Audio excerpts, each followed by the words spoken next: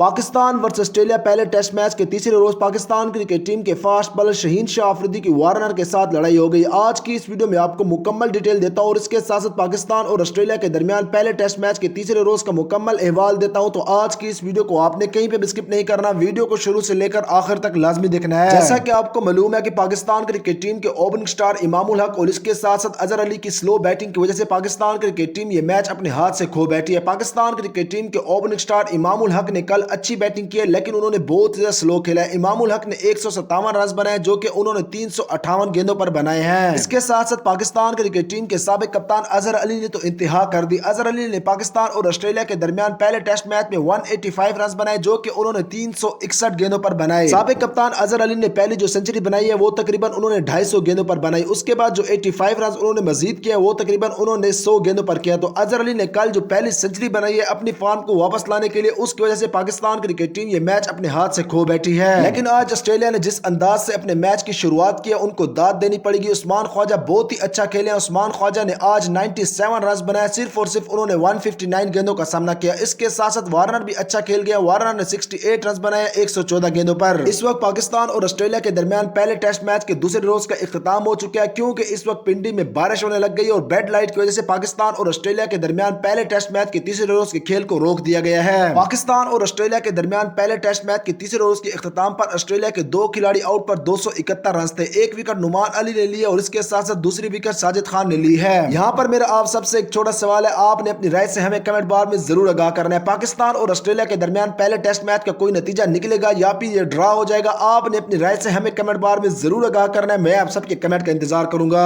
اس کے ساتھ ساتھ پاکستان اور آسٹریلیا کے درمیان پہلے ٹیسٹ میچ کے تیسرے روز اگر فاسٹ بالر کی بات کی جائے تو پاکستان کرکٹ ٹیم کے فاسٹ بالر شہین شاہ آفریدی نے بہت ہی اچھی بالنگ کروائی ہے۔ شہین شاہ آفریدی آج عثمان خواجہ کو آؤٹ بھی کر لیتے لیکن پاکستان کرکٹ ٹیم کے مڈ آرڈر کے بیٹسمین فواد علم نے ایک آسان کیچ چھوڑ دیا۔ اس کے ساتھ ساتھ اگر نسیم شاہ کی بات کی جائے تو نسیم شاہ نے بھی آج بہت ہی اچھی بالنگ کروائی ہے۔ اس کے ساتھ جو اچھی چیز تھی وہ آج بہت ہی زیادہ ایگریسو ہو کر کھیلے ہیں۔ پاکستان کرکٹ ٹیم کے فاسٹ بالر شہین شاہ آفریدی نے آج ایک خطرناک باؤنسر وارنر کو دے مارا۔ پاکستان کرکٹ ٹیم کے فاسٹ بالر نسیم شاہ نے جیسے ہی وارنر کو باؤنسر مارا تو اس کے بعد ان کے اوپر چڑھ دوڑے۔ اس کے بعد وارنر نے بہت ہی خوبصورت انداز سے ان کو اسمائل دی اور ان کو ہاتھ سے ہمت دی اور کہا کہ جاؤ اپنی بالنگ کرواؤ۔ اس کے بعد وارنر نے بڑے پیار سے پاکستان کرکٹ ٹیم کے فاسٹ بالر نسیم شاہ کو 2 لگاتار چوکے لگا کر ان کے باؤنسر کا خیر مقدم کیا۔